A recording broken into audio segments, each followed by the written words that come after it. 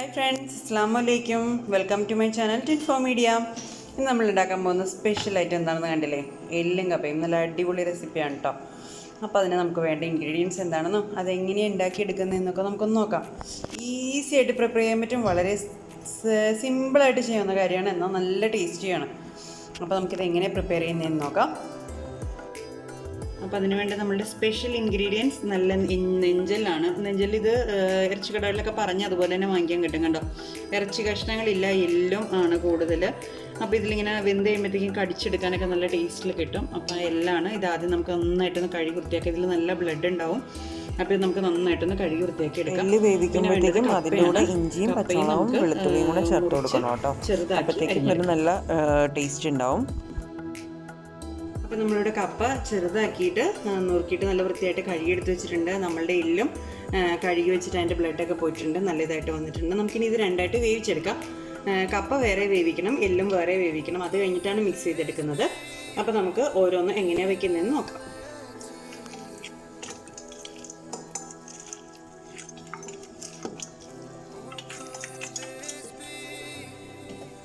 ആദ്യം നമുക്ക് അതിനകത്തേക്ക് 2 സ്പൂൺ മല്ലിപ്പൊടി ചേർക്കാം. പിന്നെ 1 സ്പൂൺ മുളക് പൊടി ചേർത്ത് കൊടുത്തിട്ടുണ്ട്. പിന്നെ നമുക്ക് കുറച്ച് മഞ്ഞൾ പൊടിയും കൂടെ ചേർത്ത് കൊടുക്കാം. ഞാൻ ഒരു 1/2 സ്പൂണോളം മഞ്ഞൾ പൊടിയും ഇതിനകത്തേക്ക് ചേർക്കുന്നുണ്ട്. 1 സ്പൂൺ ഉപ്പും കൂടി ഇട്ടു. ഇനി നമ്മൾക്ക് ആവശ്യത്തിന് വെള്ളം ഒഴിക്കാം. വെള്ളം ഒഴിച്ചിട്ട് ഇതിനൊപ്പം തന്നെ വെള്ളം ഒഴിക്കണം. കാരണം ഇതൊരു 10-15 വിസിലൊക്കെ വന്നാലാണ് വെന്ത് കിട്ടുക നന്നായിട്ട്. നമുക്ക് എന്നിട്ട് മിക്സ് ചെയ്തിട്ട് കുക്കറിൽ വെക്കാം. ഒരു 15-16 വിസിലൊക്കെ വേണം. എന്നാലും ഇതെല്ലൊക്കെ നന്നായിട്ട് എല്ലിലൊക്കെ ഉപ്പൊക്കെ പിടിച്ചിട്ട് നന്നായിട്ട് വെന്ത് കിട്ടാൻ കുറച്ച് ടൈം എടുക്കും. അപ്പോൾ നമുക്കിത് കുക്കറിലേക്ക് അടുപ്പത്തേക്ക് വയ്ക്കാം.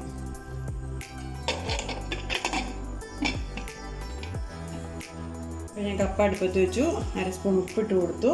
അതിലേക്കും കപ്പയുടെ ഒപ്പത്തിന് തന്നെ വെള്ളം വേണം. എന്നാൽ മാത്രമേ അത് വെന്ത് കഴിഞ്ഞിട്ട് നമുക്കത് കുറച്ച് ഊറ്റി കളയണം. കാരണം എന്തെങ്കിലും വിഷാംശമൊക്കെ ഉണ്ടെങ്കിൽ കപ്പയ്ക്ക് കുറച്ച് വിഷാംശമുള്ളതാണ്. അപ്പോൾ അതിലെ വിഷാംശമൊക്കെ പോകാൻ വേണ്ടിയിട്ട് നമ്മൾ ഒപ്പത്തിന് വെള്ളം വെച്ചിട്ടാണ് വേവിക്കുക. കുക്കറിൽ വെക്കേണ്ട കാര്യമില്ല. ഇതൊന്ന് തിളയ്ക്കുമ്പോഴത്തേക്കും തന്നെ ഇത് വെന്ത് കിട്ടും നമുക്ക്. അപ്പോൾ അതിൽ നമ്മൾ മഞ്ഞൾ പൊടിയും കൂടി ഇട്ട് കൊടുക്കുന്നുണ്ട്. ഇനി നമുക്ക് ഇത്തിരി കൂടെ വെള്ളം ഒഴിക്കണം കേട്ടോ. എന്നിട്ട് നമുക്ക് മൂടി വെച്ച് വേവിക്കാം. നമ്മൾ കപ്പ ആവശ്യത്തിന് വെള്ളം വെച്ചു, മഞ്ഞൾ പൊടിയൊക്കെ ഇട്ടിട്ടുണ്ട്. നമുക്കിനി ഇത് മൂടി വെച്ച് വേവിക്കാം. ഇതുപോലെ തന്നെ ഞാൻ ഇപ്പുറത്ത് കുക്കറിൽ വെച്ചിട്ടുണ്ട്. അതൊരു 15 വിസിലൊക്കെ വരണം. അപ്പോൾ നമുക്കിത് രണ്ടും വെയിറ്റ് ചെയ്യാം കേട്ടോ. കുറച്ച് നേരം വെയിറ്റ് ചെയ്യാം. അപ്പോൾ നമ്മുടെ കപ്പ നല്ല സ്റ്റൈലായിട്ട് വെന്തിട്ടുണ്ട്. കണ്ടോ, ഇതിവിടെ കുറച്ച് വെള്ളമുണ്ട്. അത് നമുക്ക് ഊറ്റിക്കളയാം. എന്നിട്ട് കപ്പ മാത്രം മതി. നമുക്ക് വെള്ളം അത് മാറ്റിയിട്ടെടുക്കാം. അതിനായിട്ട് നമുക്ക് ഇങ്ങനെ മൂടി വെച്ചിട്ട് ഇങ്ങനെ എടുത്താൽ പോവും. ഇങ്ങനെ കളഞ്ഞെടുക്കാം. കണ്ടോ, ഈസിയായിട്ട് മൊത്തം പോവും. കപ്പയോട്ട് പോകത്തില്ല, വെള്ളം മൊത്തം പോയി കിട്ടും. ഇപ്പോൾ നമ്മുടെ എല്ലാം വെന്തിട്ടുണ്ട്. നല്ല സ്റ്റൈലായിട്ട് വെന്ത് വന്നിട്ടുണ്ട്.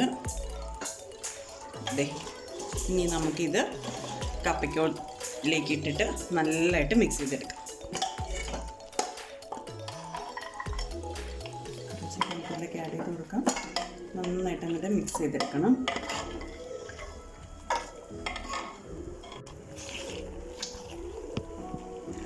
എന്നിട്ട് നമുക്ക് നന്നായിട്ട് മിക്സ് ചെയ്ത് കൊടുക്കാം.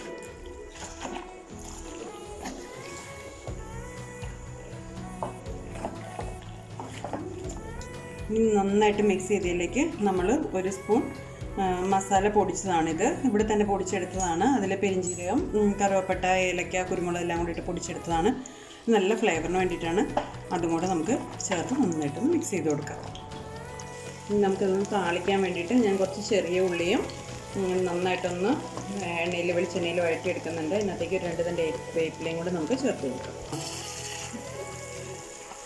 അപ്പം നമ്മൾ വാട്ടിയെടുത്ത ചെറിയ ഉള്ളിയും വേപ്പിലയും കൂടെ നമ്മൾ ഇതിനകത്തേക്ക് ഇട്ട് കൊടുത്തു. നമുക്കതൊന്ന് മിക്സ് ചെയ്ത് കൊടുക്കാം. അപ്പോൾ നമ്മുടെ ടേസ്റ്റി യമ്മി ഡെലീഷ്യസ് എല്ലിങ്ങപ്പം റെഡി ആയിട്ടുണ്ട്. വളരെ സിമ്പിളാണ് കേട്ടോ. എല്ലാവരും ചെയ്ത് നോക്കണം കേട്ടോ. എല്ല് കിട്ടാത്തവർക്ക് ഇറച്ചി വെച്ചിട്ടാണെങ്കിലും ചെയ്ത് നോക്കാം. ഇത്തിരി ടേസ്റ്റ് വ്യത്യാസം ഒന്നേ ഉള്ളൂ, പക്ഷേ എന്നാലും ഒരു വെറൈറ്റി ടേസ്റ്റ് ആയിരിക്കും. എല്ല് ഇല്ലാത്തവർക്ക്, കിട്ടാൻ ബുദ്ധിമുട്ടുള്ളവർക്ക് ഇറച്ചി വെച്ചിട്ടും ചെയ്യാവുന്നതാണ് കേട്ടോ. നമുക്കിതൊരു പ്ലേറ്റിലേക്ക് മാറ്റാം.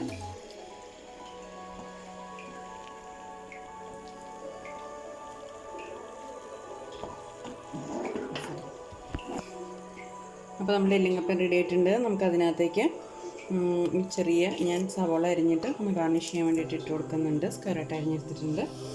അസ്സലാമു അലൈക്കും. നമുക്കൊരു വേപ്പിലയും വെച്ച് കൊടുക്കാം.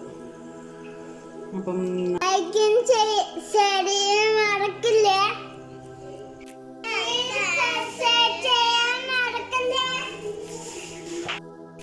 അപ്പോൾ നമ്മളുടെ എല്ലിങ്ങപ്പം റെഡി ആയിട്ടുണ്ട്. ഇതെല്ലാവരും ട്രൈ ചെയ്ത് നോക്കണം കേട്ടോ. വളരെ ഈസിയാണ്, നല്ല ടേസ്റ്റിയാണ് കേട്ടോ. അപ്പോൾ അടുത്തൊരു വീഡിയോ ആയിട്ട് കാണുമ്പോഴേക്കും എല്ലാവർക്കും ബൈ ബൈ. അസ്സലാമു അലൈക്കും.